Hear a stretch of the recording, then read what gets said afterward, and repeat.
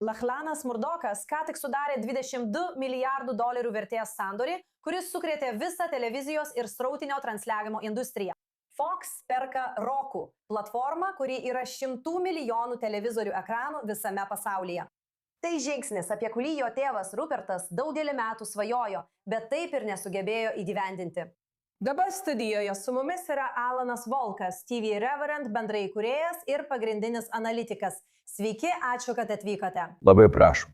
Tai labai įdomu ir manau, kad daugelis žmonių, net ir aš pati, šiek tiek pasimetusi, nes man kilo klausimas, kas tiksliai yra Roku. Na, tu žinai apie tai, bet tai nėra tikrasis turinio transliuotojas. Tačiau jei turi išmanųjį televizorių ir gauni prieigą prie šios paslaugos, gali turėti Roku, net to nesuprasdama. Taip, visų pirma, Roku yra televizorių operacinė sistema. Jie gamina ir techninę įrangą, gamina priedėlius, gamina televizorius su savo prekės ženklu ir licenzijuoja operacinę sistemą. O kas yra televizoriaus operacinė sistema? Ilgą laiką televizoriams nereikėjo operacinės sistemos. Tiesiog įjungi ir viskas, jis veikia. Arba triušio ausis, jei norite grįžti taip toli atgal. Taip. Teisingai. Visada juokaudavau, kad mano sesuo buvo operacinė sistema. Ji mokėjo sureguliuoti triušio ausis. Tačiau atsiradus transliacijoms internetu, televizorius pradėjo vis labiau panašėti į kompiuterį, tiesa? Taigi, reikėjo turėti operacinę sistemą arba sąsają, kad galėtum suprasti, kaip pasiekti programėles, kur yra skirtingos programos ir kad viskas būtų paprasčiau. Roku iš tikrųjų buvo pirmasis, kuris tai padarė. Ir jie tai padarė tuo metu, kai televizorių gamintojai, originalios įrangos gamintojai labai prastai kūrė savo operacinės sistemas. Jie to niekada anksčiau nebuvo darę, jie tam neskyrė daug pinigų. Jie nenumatė, kad to reikės. Tiksliai. Ir Roku tikrai gerai atliko savo darbą. Roku iš esmės buvo sukurtas laikotarpiu, kai žmonės ėmė žiūrėti srautinę turinį, žinodami, ką nori žiūrėti. Taigi, jei pažiūrėsite į Roku sąsają, ji šiek tiek primena iPhone. Tai daugybė kvadratėlių ir lengva rasti, ko reikia. Dabar, kai žmonės vis daugiau žiūrėjo transliacijas, televizorių gamintojai pagerino savo produktus, o Roku šiek tiek atsiliko. Bet tada jie pradėjo vietoj tų mažų priedėlių, kurie jungėsi prie televizoriaus, daminti savo televizorius. Jie pradėjo licenzijuoti savo operacinę sistemą kitiems gamintojams, o JAV rinkoje jie valdo didžiąją dalį arba beveik didžiąją dalį rinkos. Jie ir Samsung yra labai arti vienas kito.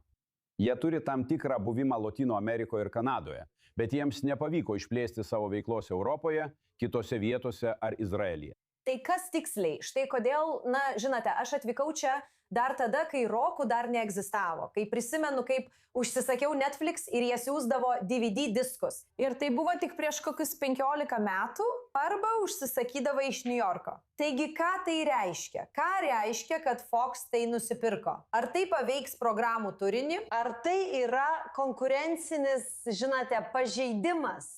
Ne, tai nėra. Taigi programų turinys nėra problema, problema yra reklama. Taigi operacinė sistema yra tarsi paskutinis vartininkas, tiesa? Taigi mes turime visą šią teoriją, kad monokultūra žlugo. Jei pažvelgsite į monokultūrą, ji šiek tiek primena senovės Romą. O dabar mes esame eroje, kurią vadiname feodalinė žiniasklaida, kur visi gyvena savo mažose burbuluose ir tie burbulai yra šiek tiek atskirti vienas nuo kito. Dabar televizoriaus operacinė sistema yra vienas iš paskutinių vartininkų. Jie iš esmės kontroliuoja, kas ką mato. Taigi, kai įsijungiate televizorių, jis rodo, žinote, programėlės yra skirtingose vietose. Jie tai nustato, jų rekomendacijų sistemos, ką jie jums rodo. Dabar Fox nebūtų naudinga per daug pakreipti svarstyklių į savo pusę, nes žiūrovai tai pastebėtų ir tiesiog pereitų kitur. Tačiau reklamuotojams tai šiek tiek sudėtingiau. Štai dėl ko žmonės šiek tiek nerimauja, kad Fox galėtų savo pasilikti geresnius reklamos plotus, daugiau aukščiausios kokybės vietų, jie galėtų dalintis duomenimis. Vienas dalykas, kurį turi srautinės televizijos industrija, o linijinė televizija neturėjo, yra daugybė duomenų, nes viskas perduodama skaitmeniniu būdu. Kas žiūri, kiek žmonių, kada, kur. Ir kadangi tai nėra linijinė televizija, tiesa, mes visi nežiūrime tuo pačiu metu. Jie žino, kaip, kas žiūri ir kada. Taigi jie galėtų perduoti daugiau tų duomenų Fox ir tada Fox turėtų pranašumą parduodant reklamą. Ir niekas iš tikrųjų nesužinotų. Manau, Rupertas Murdokas, žinote, sukūrė tai, ką sukūrė dėl tam tikros priežasties. Taigi viskas iš tikrųjų susijęs su reklama. Taip. Vėliausiai, bet kaip tai atrodo mums, kurie tiesiog žiūrime?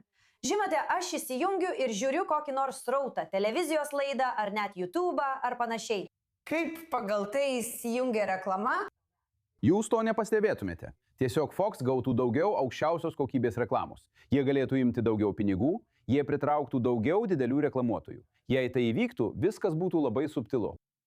Kadangi mes transliuojame internetu, mes nematome reklamų. Jūs suprantate, kad pusė transliacijų, daugiau nei pusė transliacijų dabar iš tikrųjų yra remiama reklamomis. Yra toks dalykas vadinamas FAST, kurio pavadinimą beje sugalvojau aš. Tai nemokama reklamomis paremta transliuojama televizija.